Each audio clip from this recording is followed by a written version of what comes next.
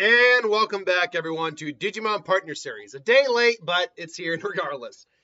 So, from Geo Knuckles, I have the question of, what is the Digimon partner of Akko? That's not her, Japanese name, but apparently, translated, that's what it comes out to.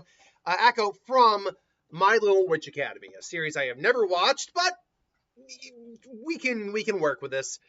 She is a witch, so now I'm not saying every witch would have this Digimon partner team, but her rookie partner starts off as Salamon. Now, Salamon obviously is the rookie stage of the Gatomon line.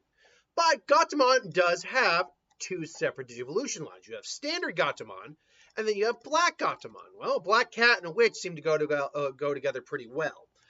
She's also, now again, personality to personality, it's very different depending on,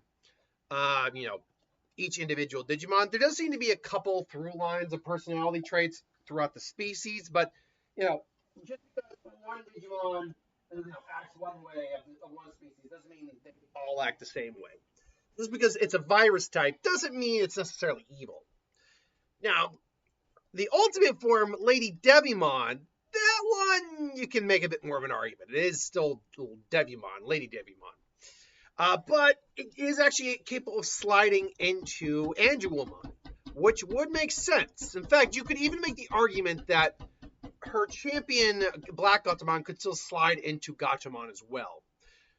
Why do I say it's important for this? Well, because ultimately the Mega, in my opinion, would be the DNA Digivolution Mastamon, or Mastermon.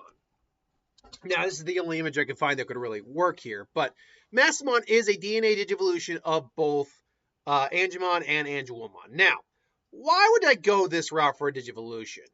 Well, again, because she's a witch, I wanted to stick a little bit with that themes. I could have gone with Wizardmon too, and that could have been a good fit, honestly.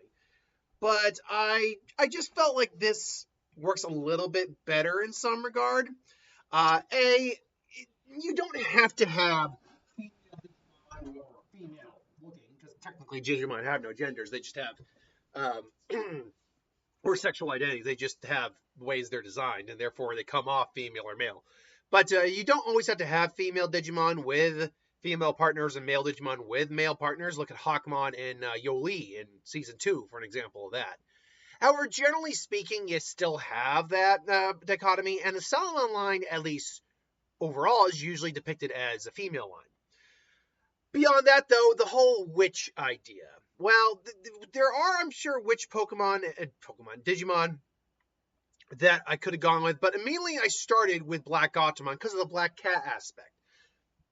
Witches are famous for either having or even turning into black cats. So I like that idea and then went beyond that. And the idea of what her, let's call it her negative traits or her lesser abilities not working in her favor versus her positive access and the abilities the things she is good at working with her. And then those two traits coming together to form Mastamon, both the light and the dark.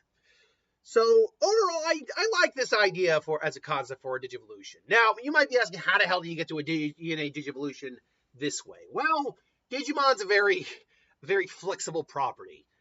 There's certainly, if a Digimon can slide evolution into another Digivolution form, nothing to say you hypothetically couldn't reach this form through just standard Digivolution. Hypothetically speaking, of course. But that being said, I'm more than willing to hear other options for that. Still, this is my thought process on this character's Digimon partner and its Digivolution line. What do you think? Let me know in the comments below. Thanks for watching. I'll see you next time.